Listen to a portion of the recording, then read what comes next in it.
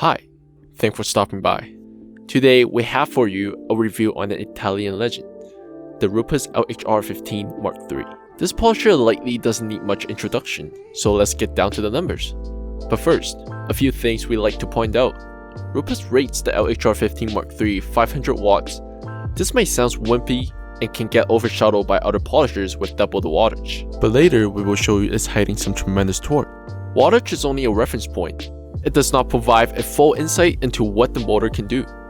The rubbing shroud proves to be a caveat for us to measure its free spin RPM. It doesn't seem to spin smoothly enough for us to take precise and consistent numbers. Perhaps we need to gap the plate for it in order to spin more freely. But here's our numbers. Though it's rated between 3000 to 5200 RPM from Rupes, free spin doesn't give any clear indication of how the polisher will perform, because the more we pressure the machine, the more power it will draw from the wall. It's not a static number. Free spin power draw is nowhere close to when the machine's under pressure. Here's a quick weight comparison between some of the polishers we have tested. The differences here are not big, but small weight differentiations can definitely give you an easier time. May be noticeable after a prolonged section. First, let's look at the acoustics. Speed 4 at arm's length registered 79.4 decibels, and across the room, 12 feet away is 71.8 decibels. Speed 6 at arm's length is 82.7 decibels, and 12 foot apart is 75.2 decibels.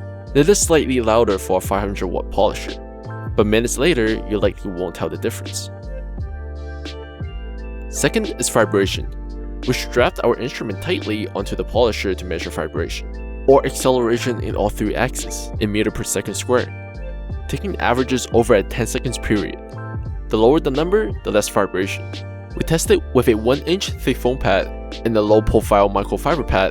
Pad thickness and weight does contribute to vibration after all. The foam pad we're using is the new Rupes Blue cutting pad, and the microfiber pad is from Lake Country. Looking at the foam and microfiber pad's vibrations, the numbers are nothing but amazing. Some of the lowest we have tested so far.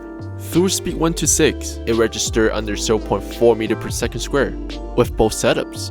An extremely well-balanced machine for both styles of pads, not just either or. Very nice.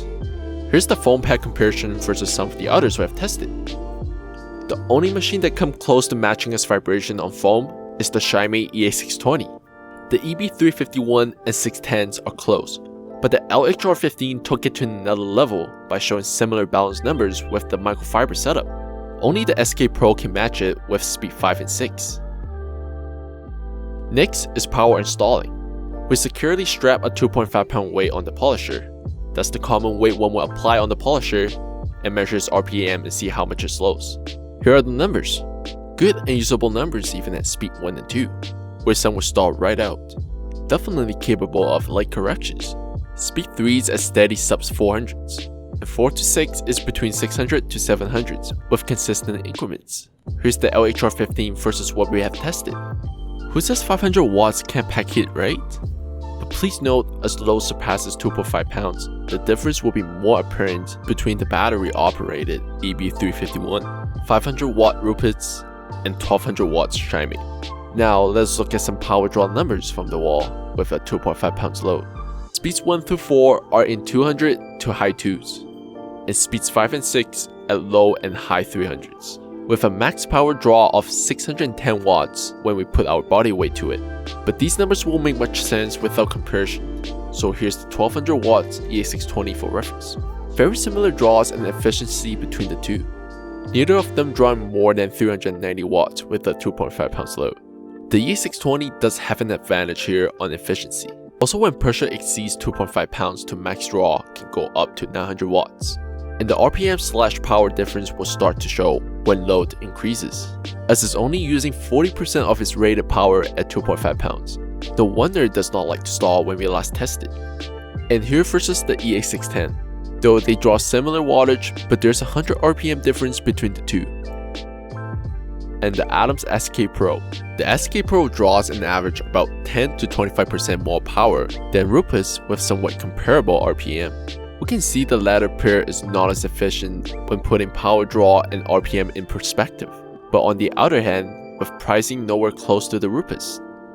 Overall, we like to give it a 9.6 out of 10 for smooth power, efficiency, and balanced, minus the price increases every year, but you certainly get what you pay for.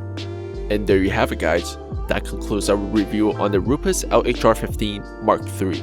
Stay tuned for our review on its rifle, the Flex XFE, and what to expect when mounting the aluminum kamikaze beast plate to your LHR15. Thanks for watching. Bye bye.